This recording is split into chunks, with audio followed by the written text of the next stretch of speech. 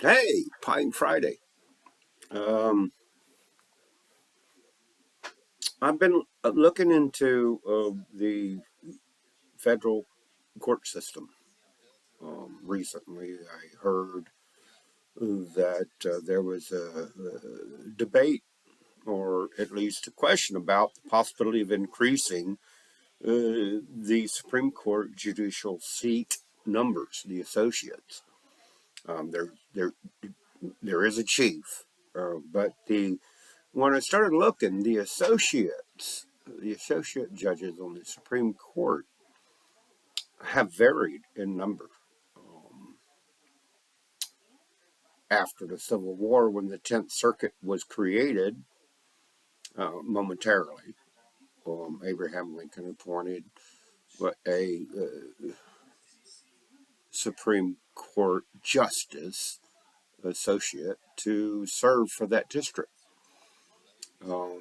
Congress and everything, especially after Lincoln was assassinated.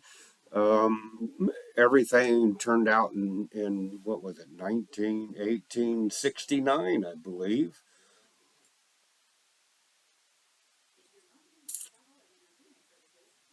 1869.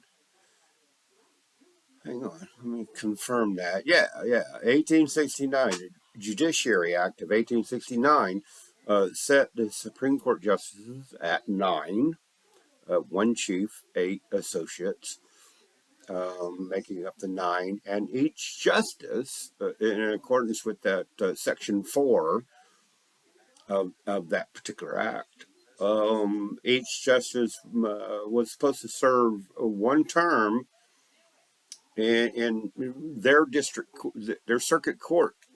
Right, there was a correlation between Supreme Court judge and a circuit court. And Section 4 of the 1869 Judiciary Act, or otherwise known as Circuit Judges Act, um, required each justice of the Supreme Court to serve one term in the circuit court in their district. Uh, every so often, I didn't actually record that part, but and again, in that same act, they actually set up the ability for justices to retire. Um, as long as they held their position for 10 years and attained the age of 70, they can retire. They can give up their seat. And they actually get paid for the rest of their life the same salary that they were making when they decided to step down. Pretty cool. I'd like that job. So today, though, I mean, again, that was 155 years ago, I think, is 1869, 2024 minus 1869. Let's see. We actually, a French, I think a Frenchman, Marconi, um, in 1897, radio transmitted Morse code. Um, I feel that was the bedrock of our instant communication possibility today. I mean, think about it. Marconi and his ability to transmit radio waves of communication data. That's what it was. Morse code, but communication data. And information, as opposed to taking weeks, was now able to be done in moments. Um, Again, not to take anything away from again the first cables and stuff like that.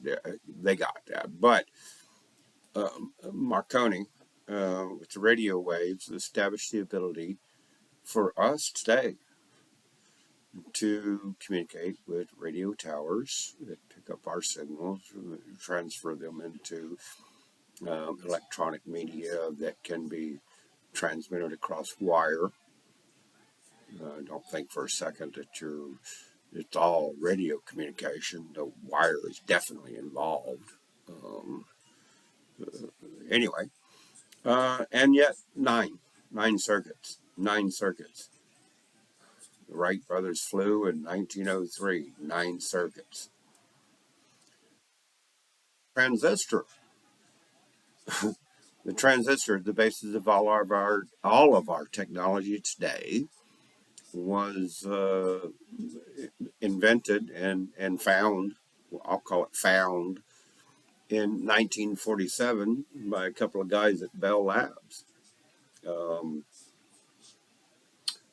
in that same period of time, Congress split the Eighth Circuit and created a 10th Circuit. Now, grant you, the District of Columbia um, Circuit was already established, but this particular split in 19 the World War II framework